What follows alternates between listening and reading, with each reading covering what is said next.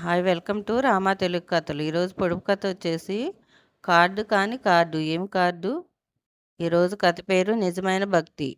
ఒక కొండపైన ఆలయం ఉంది.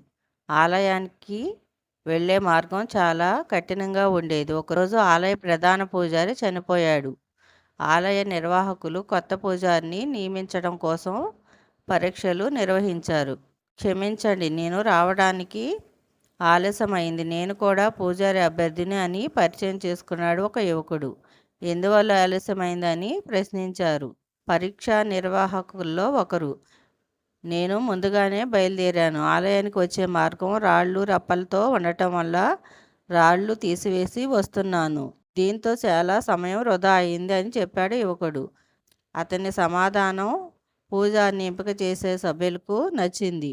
మీకు పూజలు చేయడం వచ్చా? ప్రధాన సభ్యుడు అడిగాడు. నేను నిత్యం ప్రార్థనలు చేస్తాను. విగ్రహాలను శుభ్రం చేయటం, అగరబత్తులు ముట్టించడం, నైవేద్యం పెట్టడం వంటి వచ్చు సమాధానమిచ్చాడు యువకుడు. మీకు వేద మంత్రాలు తెలుసా? మరొక సభ్యుడు అడిగాడు. తెలీదని చెప్పాడా యువకుడు.